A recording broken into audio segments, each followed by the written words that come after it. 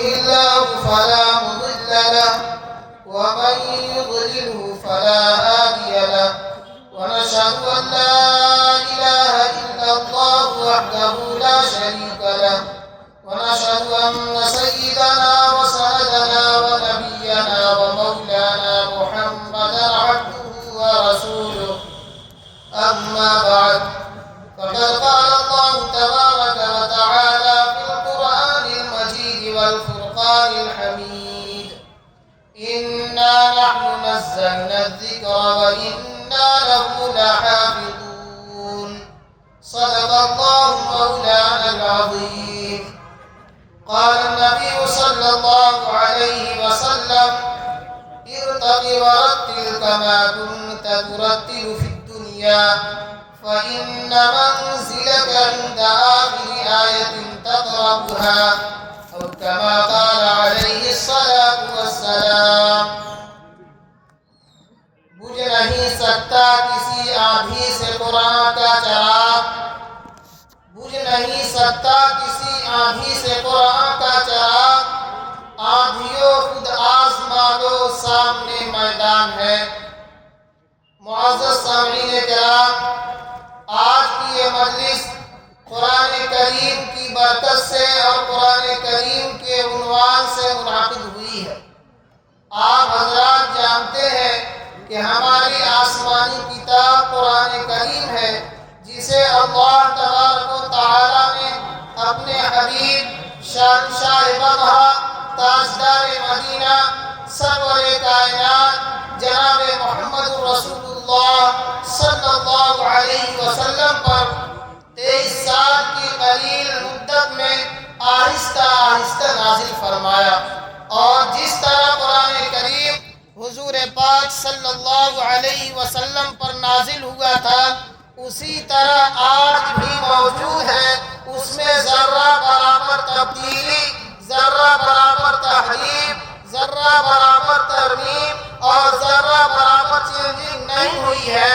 جس طرح حضور پاک صلی اللہ علیہ وسلم پر یہ قرآن کریم آج سے تقریباً 1450 سال پہلے نازل ہوا تھا، اسی طرح آج بھی موجود ہے.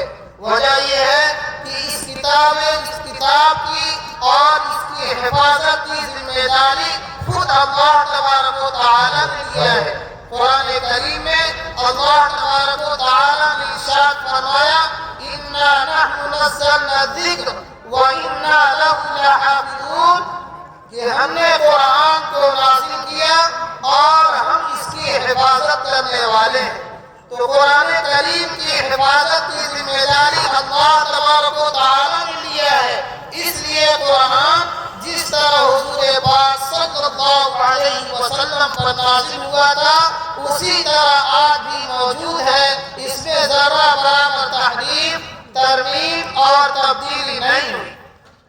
دوسری کتابیں بھی اللہ تبارک و تعالی نے نازل فرمایا. آپ حضرات جانتے ہیں اللہ تبارک و تعالی نے توریت نازل کیا، انجیل نازل کیا، زبور نازل کیا، لیکن ان کی حفاظت کی ذمہ داری اللہ تبارک و تعالی نے نہیں لیا. ان کی حفاظت کی ذمہ داری انہی کے حوالے کر دیا، اپنے ذمہ اللہ تبارک و تعالی نے نہیں لیا. قرآن کریم میں اللہ تبارک و تعالی ارشاد فرماتے ہیں اِنَّا أَنزَلْنَا التَّوْرَاةَ فِيهَا هُدًى وَنُورٌ يَحْكُمُ بِهَا النَّبِيُّونَ الَّذِينَ أَسْلَمُوا لِلَّذِينَ هَادُوا وَالرَّبَّانِيُّونَ وَالْأَحْبَارُ بِمَا اسْتُحْفِظُوا مِنْ كِتَابِ اللَّهِ. اللہ تبارک و تعالی نے توریت نازل کیا، دوسری آسمانی کتابیں نازل کیا، ان کی حفاظت کی ذمہ داری انہی کے حوالے کر دیا. لیکن ان لوگوں نے اپنی آسمانی کتاب کی حفاظت نہیں کیا، آسمانی کتاب میں تحریف کر دیا، ترمیم کر دیا، تبدیلی کر دیا. اللہ تبارک و تعالی نے ان کے اس عمل کو بھی قرآن کریم میں بیان کیا ہے. يحرفون الكلم عن مواضعه، يحرفون الكلم من بعد مواضعه. یعنی دوسرے مذہب والے اپنی آسمانی کتابوں میں تحریف کرتے ہیں، آسمانی کتابوں میں ترمیم کرتے ہیں. کرتے ہیں ان کا یہ عمل یعنی آسمانی کتابوں کو بدلنا، ان میں تحریف کرنا، ان میں تبدیلی کرنا، یہ ہلاکت کا سبب ہے، بربادی کا سبب ہے۔ اس کو بھی اللہ تبارک و تعالیٰ نے قرآن کریم میں بیان کیا ہے، فَوَيْلٌ لَهُم مِّمَّا كَتَبَتْ أَيْدِيهِمْ۔ دوسری جگہ اللہ تبارک و تعالیٰ ارشاد فرماتے ہیں، فَوَيْلٌ لِّلَّذِينَ يَكْتُبُونَ الْكِتَابَ بِأَيْدِيهِمْ۔ ان لوگوں کے لیے ہلاکت ہے جو اپنے ہاتھوں سے کتابوں کو لکھتے ہیں، ان میں ترمیم کرتے ہیں، ان میں تبدیلی کرتے ہیں۔ اس کا نتیجہ یہ ہوا کہ دوسرے مذہب والے، دوسری کتاب آسمانی کتابوں کو ماننے والے کفر میں مبتلا ہو گئے، شرک میں مبتلا ہو گئے۔ اللہ تبارک و تعالیٰ نے قرآن کریم میں ان کے کفر کو بیان کیا ہے، ان کے شرک کو بیان کیا ہے۔ اللہ تبارک و تعالیٰ ارشاد فرماتے ہیں، وقالت اليهود عزير ابن الله وقالت النصارى مسيح ابن الله، کہ یہودیوں نے حضرت عزیر علیہ السلام کو اللہ کا بیٹا قرار دے دیا، عیسائیوں نے حضرت عیسیٰ علیہ السلام کو اللہ کا بیٹا قرار دے دیا۔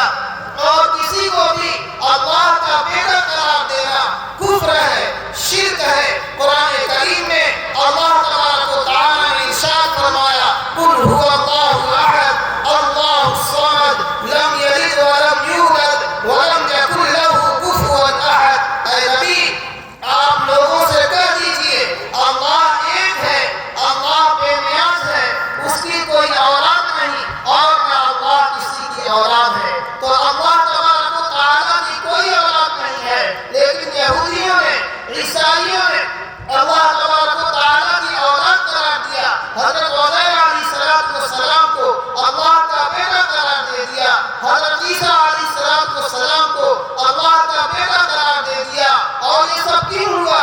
صرف اس لیے ہوا کہ ان لوگوں نے اپنی آسمانی کتاب میں تحریف کر دیا، ترمیم کر دیا، تبدیلی کر دیا۔ لیکن جو ہماری آسمانی کتاب ہے قرآن کریم، جس طرح حضور پاک صلی اللہ علیہ وسلم پر نازل ہوئی تھی اسی طرح آج بھی موجود ہے، اس میں ذرا برابر تحریف نہیں ہوئی ہے، ذرا برابر ترمیم نہیں ہوئی ہے۔ وجہ یہ ہے کہ اللہ تبارک و تعالیٰ نے اس کی حفاظت کی ذمہ داری لی۔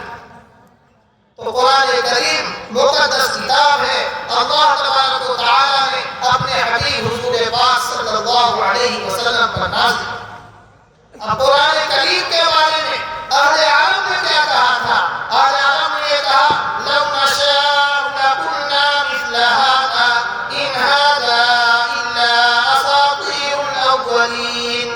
اہل عرب نے یہ کہا کہ اگر ہم چاہیں تو اس قرآن جیسا کلام پیش کر سکتے ہیں، اس قرآن جیسا کلام لوگوں کے سامنے لا سکتے ہیں۔ اس میں ہے کیا؟ پچھلے لوگوں کے واقعات ہیں، پچھلے لوگوں کی کہانیاں ہیں۔ اللہ تبارک و تعالیٰ نے اپنے حبیب حضور پاک صلی اللہ علیہ وسلم کی زبانی یہ ارشاد فرما دیا، قل ان کنتم فی ریب مما نزلنا علی عبدنا فأتوا بسورۃ من مثلہ۔ کہ نبی آپ لوگوں سے کہہ دیجئے کہ اس قرآن کے بارے میں اگر شک ہے، اگر شبہ ہے، تو اس قرآن جیسی ایک سورت پیش کر کے دکھاؤ، اور تم لوگ ہرگز ایسا نہیں کر سکتے۔ اور اہل عرب نے ایسا کیا، کوشش کیا، قرآن کریم کو بدلنا چاہا، تحریف کرنا چاہا، اس کی مثال پیش کرنا چاہا۔ اس کے لیے ان لوگوں نے کوشش کیا، اپنا وقت ضائع کیا، اپنی قلم کو گھسیٹا، اپنی سیاہی کو برباد کیا، لیکن قرآن کریم کا مثل نہیں پیش کر سکے، اس لیے کہ اللہ تبارک و تعالیٰ نے اس کی حفاظت کی ذمہ داری لیا۔ فانوس بن کے جس کی حفاظت ہوا کرے، فانوس بن کے جس کی حفاظت ہوا کرے، وہ شمع کیا بجھے گی جسے روشن خدا کرے۔ اللہ تبارک و تعالیٰ نے قرآن کریم کی حفاظت کی ذمہ داری لیا ہے، تو اللہ تبارک و تعالیٰ اس کی حفاظت کرائیں گے، اور وہ جانتے ہیں کہ کیسے اس کی حفاظت ہوگی اور کیسے اس کی حفاظت کرائیں گے۔ معزز سامعین کرام، قرآن کریم یہ برکت والا کلام ہے، رحمت والا کلام ہے۔ قرآن کریم کی تلاوت سے رحمتیں نازل ہوتی ہیں، برکتیں نازل ہوتی ہیں۔ حضرت عبداللہ بن مسعود رضی اللہ تعالی عنہ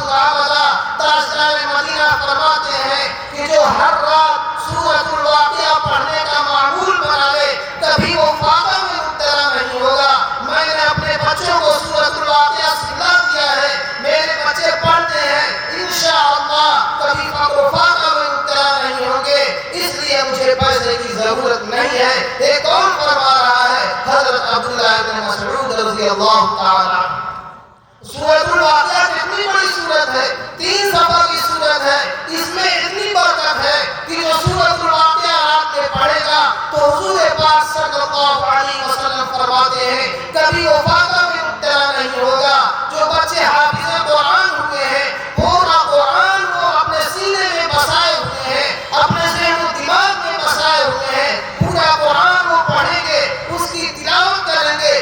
آپ غور کیجئے کتنی برکتیں، کتنی رحمتیں نازل ہوں گی۔ حضور پاک صلی اللہ علیہ وسلم فرماتے ہیں الف لام میم اگر کوئی پڑھتا ہے تو الف حرف، لام حرف، میم حرف، الف ایک حرف ہے، میم ایک حرف ہے، لام ایک حرف ہے، ہر حرف پر 10 نیکیاں ملے گی۔ قرآن کریم میں کتنے حروف ہیں، ہر حرف پر 10 نیکیاں ملے گی۔ اسی لیے میں کہتا ہوں جو بچہ حافظ قرآن ہو گیا وہ نیکی چھاپنے کی مشین بن گیا۔ ایک پارہ پڑھنے میں اسے 15 سے 20 منٹ لگے گا، اور دوسرے لوگ ایک پارہ پڑھیں گے تو ان کو اور زیادہ وقت ملے گا۔ یہ حافظ قرآن کم وقت میں، مختصر وقت میں زیادہ سے زیادہ نیکیاں کمانے والا بن جائے گا۔ تو قرآن کریم یہ رحمت والا کلام ہے، برکت والا کلام ہے۔ اس کی تلاوت سے رحمتیں نازل ہوتی ہیں، برکتیں نازل ہوتی ہیں۔ یہ جلسہ جو کہ دستار بندی کے عنوان سے منعقد ہوا ہے، تو جو بچے حافظ قرآن ہوئے ہیں یقیناً وہ مبارکباد کے مستحق ہیں، اور کیوں ان کو مبارکبادی نہ دی جائے۔ یہ کوئی 1-2 دن کی محنت نہیں ہے، مہینہ 2 مہینہ کی محنت نہیں ہے، 2 سال 4 سال لگ جاتا ہے حافظ قرآن بننے میں۔ اس کے پیچھے بہت سے لوگ لگے ہوتے ہیں، والدین کی محنت ہوتی ہے، اساتذہ کی محنت ہوتی ہے، انتظامیہ کی محنت ہوتی ہے، طرح طرح کے حالات آتے ہیں۔ کبھی شیطان کے بہکاوے میں بچہ آ جاتا ہے، بزرگوں کے پاس لے جا کر دعا کراتے ہیں۔ جو والدین پوری توجہ دیتے ہیں، اپنے بچوں سے غافل نہیں ہوتے، شیطان کے بہکاوے میں بچہ آ جاتا ہے، اللہ تبارک و تعالیٰ سے دعا کرتے ہیں، بزرگوں کے پاس لے جا کر بچوں کے سر پر ہاتھ پھیرواتے ہیں، پوری توجہ کے ساتھ اور پوری لگن کے ساتھ بچے کے پیچھے لگے رہتے ہیں، تب جا کر کوئی بچہ حافظ قرآن ہوتا ہے۔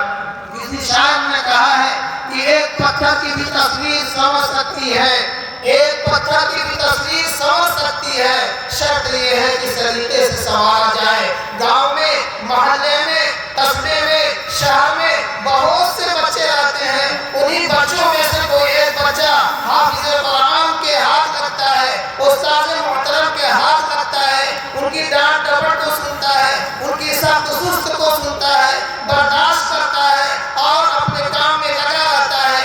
1 صفحہ 1.5 صفحہ 2 صفحہ سناتا رہتا ہے، سبق پاک سناتا ہے، آموختہ سناتا ہے، تب جا کر وہ حافظ قرآن بنتا ہے۔ اور اگر مدرسے میں ہے تو تعلیم کا نظام کتنا سخت ہوتا ہے۔ صبح میں تعلیم ہے، ظہر کے بعد تعلیم ہے، مغرب کے بعد تعلیم ہے، عشاء کے بعد تعلیم ہے، فجر سے پہلے تعلیم ہے، فجر کے بعد تعلیم ہے۔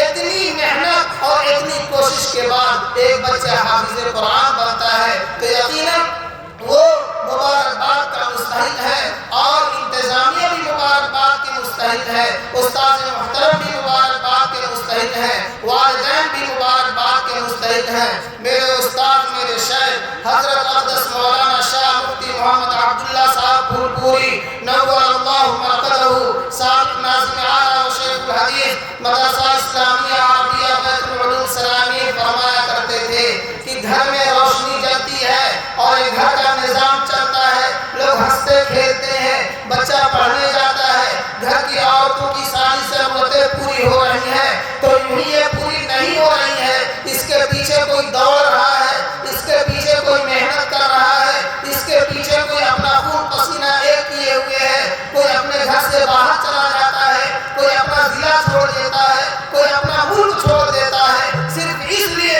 کہ اس کے گھر کا نظام اچھا چلتا رہے، اس کے گھر میں لائٹ جلتی رہے، کھانا بنتا رہے، لوگوں کی ضرورتیں پوری ہوتی رہے، تب جا کر ایک نظام چلتا ہے۔ اسی طرح اگر کوئی بچہ حافظ قرآن ہوا ہے تو یوں ہی نہیں ہوا، اس کے پیچھے بھی بڑی محنت ہے، بڑی کوشش ہے، بڑی لگن ہے۔ اللہ تبارک و تعالیٰ تمام لوگوں کو اپنی شایان شان جزا بدلہ عطا فرمائے، اور جو بچے حافظ قرآن ہوئے ہیں اللہ تبارک و تعالیٰ سے ہم دعا کرتے ہیں کہ اللہ تبارک و تعالیٰ ان بچوں کو اچھا حافظ بنائے، جدید حافظ بنائے،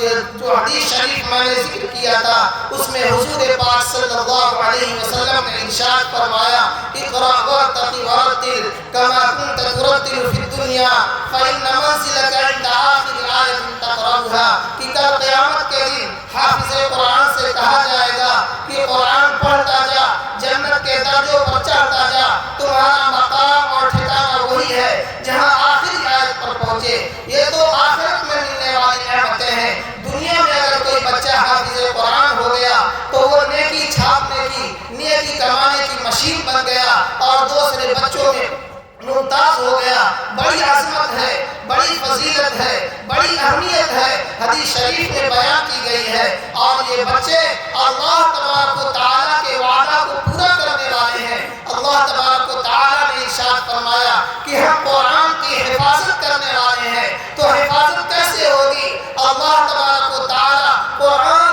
چھوٹے چھوٹے بچوں کے ذہن و دماغ میں اور سینوں میں محفوظ کر دیں گے اور ان بچوں کے ذریعے قرآن کریم کی حفاظت ہوتی رہے گی۔ اللہ تبارک و تعالیٰ کا وعدہ پورا ہوتا رہے گا اور یہ بچے قرآن کریم کے الفاظ کی حفاظت کرنے والے بنیں گے۔ اور قرآن صرف الفاظ کا نام نہیں ہے، قرآن الفاظ کے ساتھ معنی کا بھی نام ہے۔ قرآن کی جو تعریف کی گئی ہے القرآن اسم للنظم والمعنى جميعا، یہ قرآن لفظ اور معنی دونوں کا نام ہے۔ یہ بچے الفاظ کی حفاظت کرنے والے ہیں، پھر یہی بچے عالم بنیں گے، محدث بنیں گے، مفسر بنیں گے، تو قرآن کے معنی کی حفاظت کرنے والے بنیں گے۔ میں پھر دعا کرتا ہوں اللہ تبارک و تعالیٰ سے کہ اللہ تبارک و تعالیٰ ان بچوں کو جید حافظ بنائے اور اس درخت کو جو لگانے والے ہیں اور اس درخت کے جو بانی ہیں محترم جناب مولانا اسعد الباری، محترم جناب حافظ القاری اسعد الباری صاحب